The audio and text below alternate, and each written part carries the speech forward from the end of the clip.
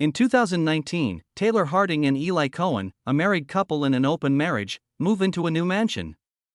They meet with the construction worker who will be renovating their house. The worker attempts to mansplain and disrespect Taylor because of her gender, but Taylor is no one's fool and stands up for herself. Taylor is a successful lawyer, while Eli is a screenwriter with modest success. One evening, Taylor is forced to rescue her casual hookup, Jade, from her toxic ex-boyfriend, Duke. After Jade is threatened by Duke, Taylor brings her home to stay with her and Eli.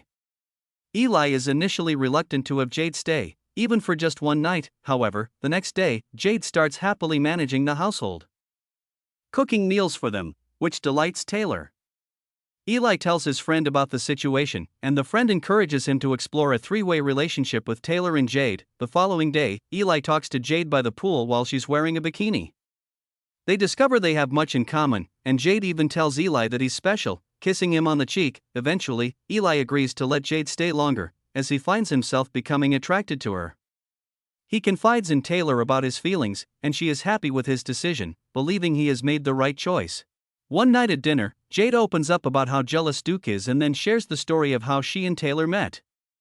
Taylor was shopping for a bra at Agent Provocateur and needed help from Jade, who used to work there. They ended up making out in the fitting room. This is when Eli learns that Taylor and Jade have been seeing each other for 6 months, breaking the established rules of their open marriage. He begins to suspect that the two are in love. Things get awkward, and Jade suggests they go to the hot tub. Eli offers to grab a pecan pie for dessert while the women get ready. In the hot tub, for the first time, Jade opens up to Taylor about her difficult childhood, how she had to move from one foster home to another, making her current living situation feel surreal. Just as they are about to kiss, Eli jumps into the pool naked. Taylor finds this inappropriate and decides they should go inside to talk. She immediately sees through Eli's plan. He wants to take advantage of her in Jade's intimate moment. However, Taylor tells him that it's not going to happen. Eli, on the other hand, believes that Jade is interested in sleeping with him too, and Taylor agrees to ask for Jade's consent.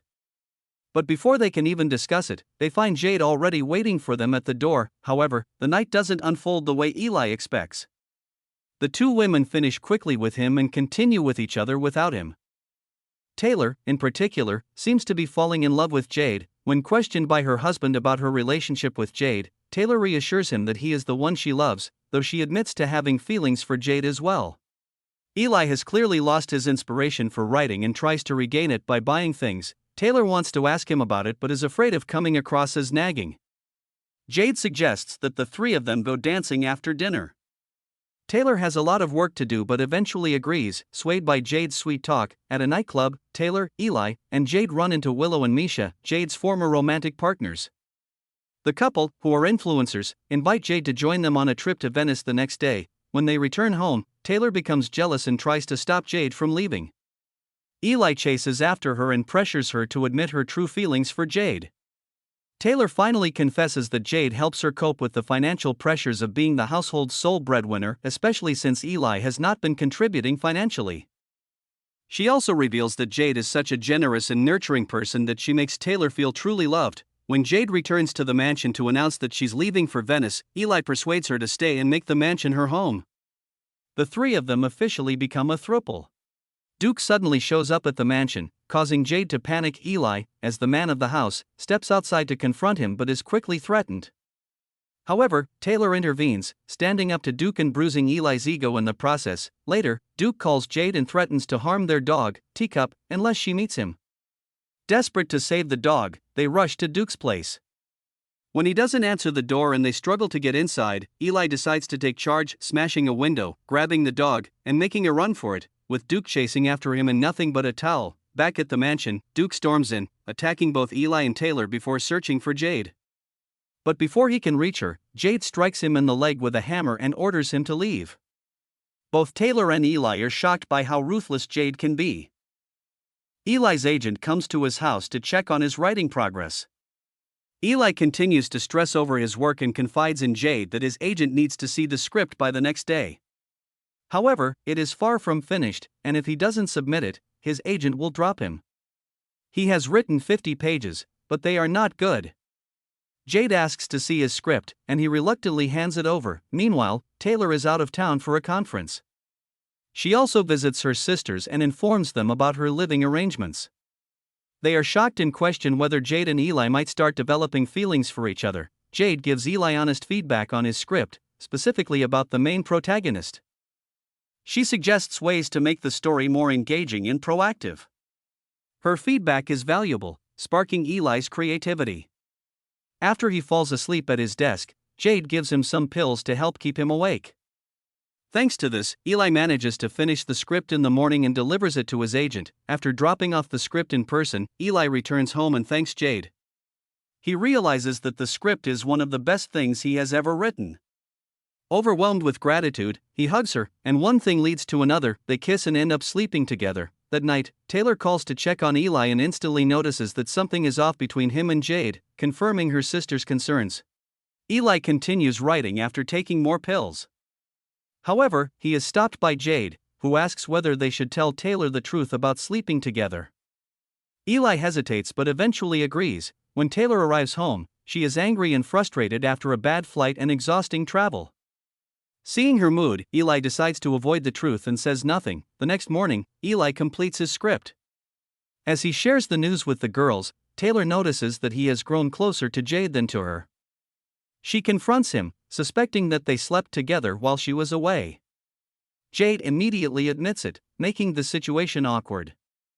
However, they manage to talk it through. Later, they all go out to dinner with Eli's agent, who informs him that he has offers from producers in the six-figure range.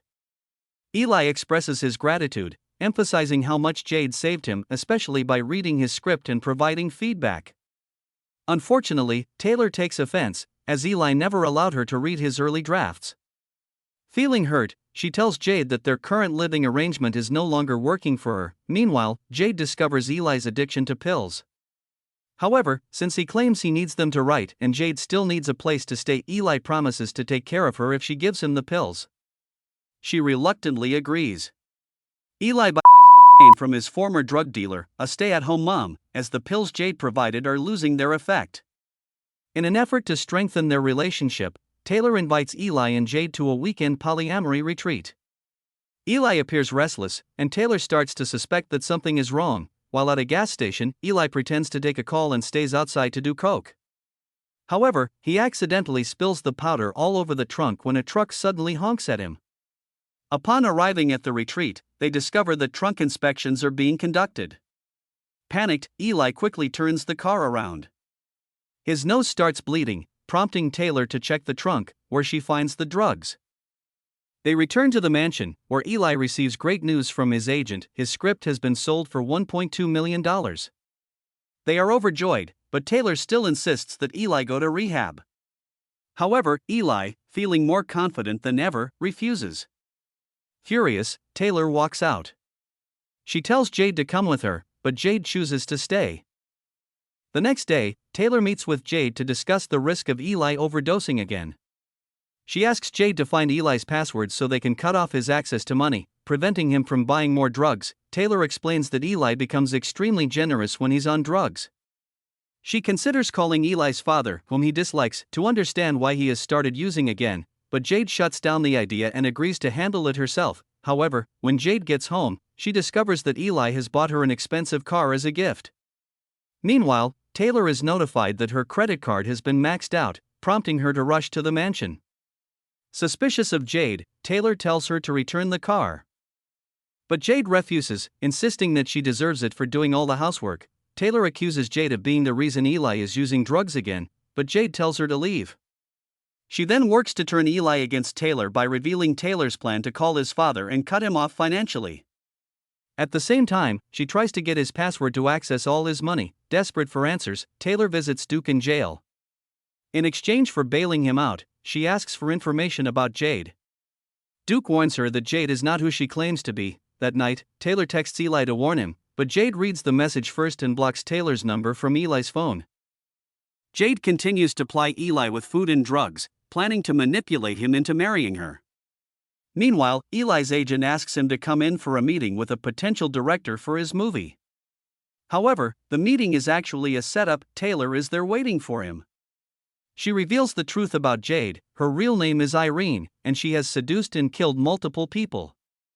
She is also wanted by the Ohio police. Taylor urges Eli to leave Jade and go to rehab. Struggling to process everything, Eli insists he doesn't believe her but also admits that he needs her. He leaves but begins to grow suspicious of Jade. After Jade picks Eli up from the meeting, he subtly questions her about her true identity.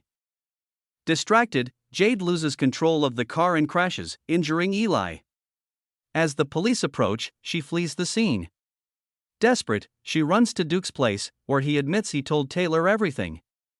They argue violently, which escalates into a physical fight, and Jade ends up stabbing Duke to death. Meanwhile, Taylor visits Eli in the hospital. By the time they return home, Jade has already cleared out all her belongings. Realizing they need a fresh start, Eli and Taylor reconcile, deciding to sell the mansion, move to the countryside, and focus on each other. They also agree to end their open relationship. Meanwhile, Jade tries to sell Duke's grandfather's old watch to get money for her escape, only to discover that it's a fake and worthless. Furious, she smashes the glass display in the store and storms out. Desperate, she decides to return to the mansion. When Taylor and Eli arrive home, they are shocked to find Jade in the kitchen, cooking. They demand that she leave, but she attempts to manipulate and guilt-trip them again. When that fails, she demands money in exchange for leaving. As Taylor goes to retrieve her wallet, they realize Jade has already fled, leaving a pan on the stove, which quickly catches fire. Soon after, the police arrive and inform them that Duke has been murdered. Taylor and Eli immediately suspect Jade and are advised by the police to stay somewhere safe until she is arrested. As they rush to pack their bags and head to a hotel, Jade suddenly emerges from her hiding place in the living room and stabs Eli. She then goes upstairs, intending to attack Taylor, but after a violent struggle, Taylor manages to kill her. Eli survives, and they sell the mansion to a couple named Abby and Andrew before moving back into their old condo, taking Jade's dog, Teacup, with them. However, after Eli and Taylor leave, Abby discovers that Andrew is cheating on her and shoots him. Thank you for watching. Subscribe and like for more videos like this.